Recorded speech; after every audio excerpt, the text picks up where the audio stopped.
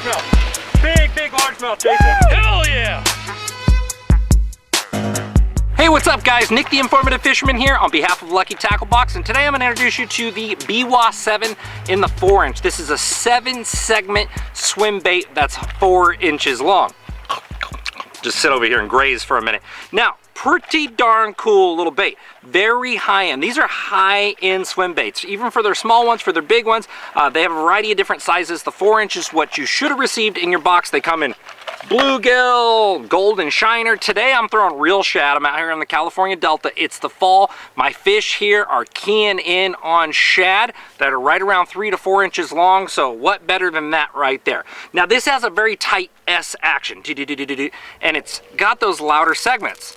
When you hear that there, they're really noisy. So what I'm doing right now is a lot of these shad are pushed up shallow. They're on shallow flats. So I'm throwing it up there. We have a lot of LOD grass. This bait is occasionally getting stuck in the grass. And what I'm doing is ripping it free, which causes a fast acceleration. Then I slow it back down.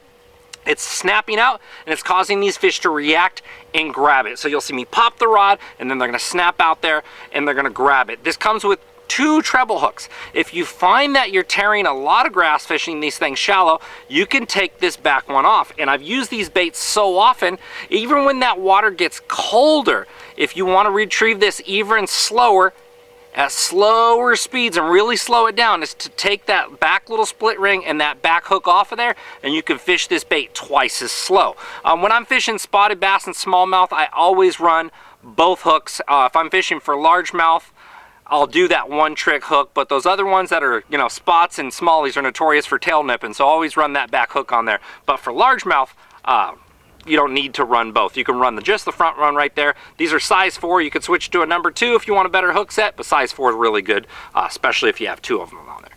I'm running on 12-pound fluorocarbon line.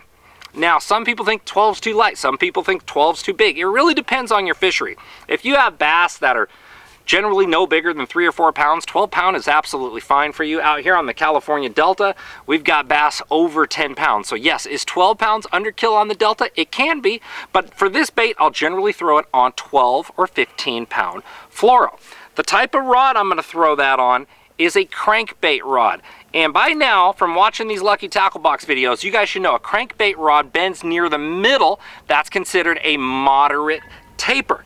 This is a medium heavy power moderate taper. With any swim bait, we're looking to make very long casts. So the longer the rod, the better.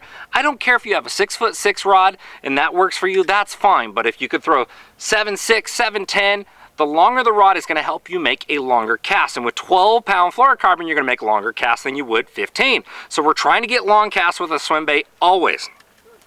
Does the reel speed matter much? Not so much on a bait you're constantly moving, because when they do make contact with it, you're gonna have that leverage. So basically any speed reel. What I do like is I like those deeper spools, something that's gonna hold extra yardage. Extra yardage means your spool is heavier, therefore the centrifugal force of that line moving around, the faster the rotation, the faster your line's going to come off there and the more distance you're going to gain from making long casts, and at least your spool's not empty at the bottom of your cast. And also, when you have those shallower spools, you're going to see that it looks like your line has more memory. That's because it's tighter wrapped around the spool down there. So when those bigger line memories are coming off and hitting your guides, it's slowing your bait down. So that bigger, deeper spool is going to get you an additional long distance cast on top of that longer, limber rod. So when would I fish the Biwaa 7? I'm basically gonna fish this bait 55 degrees to 55 degrees. I find at that range, bass are willing to come get your bait. Below 55 degrees, you really have to slow down and fish like jigs and drop shots and plastics. But 55 to 55, this bait's gonna work well. Remember, during like the pre-spawn, bass are feeding up. These bluegills are gonna be shallow around grassy areas. During the spawn, bass hate it when bluegills are hitting their beds. You could take that front hook off and this hook, and you could put weedless hooks on here and bounce this thing right off the beds, drag it on the bottom when they're spawning, and they'll hammer that thing. In the post-spawn, bluegills start spawning. When bass are done spawning is when the bluegills are spawning, so those bass are in the nearest heavy cover or nearest drop-off around where those bluegills are spawning. So that's an awesome place to present this. when the summertime rolls around, oftentimes the bass get deeper. So early in the morning, later in the evening, they're gonna come up shallow and they're gonna feed on bluegills. Deeper in the middle of the day, you could slow roll this down deeper, but other baits might be more effective at that time. In the fall, once your water temperature starts getting back in the 60-degree range again, you're gonna find that panfish like bluegill and shad move up to start feeding before the bass do. So you're gonna have visual signs of bluegills and shad up there, and that's a perfect time to present that, because you know wherever the bait is, those predator fish are not far behind. So it's pretty much a year-round bait for you guys. So with most swim baits, if this was all 3 or 4 foot deep and there was grass everywhere, it wouldn't matter. I could throw out in the middle and just reel it in. If I get hung in the grass, I could just snap, pop it free of the grass. That'll cause those reaction strikes from the bass. But in this case here, you can clearly see I have a row of toolies right here in front of us.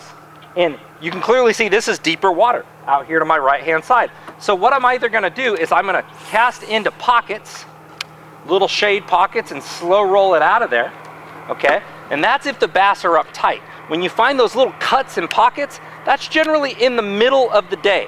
You can see that our shadows are getting longer here. So later in the day, when these toolies start casting longer shadows, now what I can do is make a cast and parallel the front of those staying in that shade. So what you want to key in on when you're casting any swim bait is you want to stay in the strike zone. The shade is always the strike zone. In the middle of the day, the tighter to cover and structure is always that strike zone. In the middle of the day on a big flat, that strike zone is in between those weeds. So getting it in there and snapping it out is that strike zone. And you want to keep this little Biwaa 7 in the strike zone as much as possible to put big ones in the boat. I'm Nick the Informative Fisherman, and that's the Biwaa 7 in the 4-inch, guys. Remember, if you like this video, to subscribe to the Lucky Tackle Box YouTube channel below. We greatly appreciate you guys watching, and we'll see you next time. Best of fishing.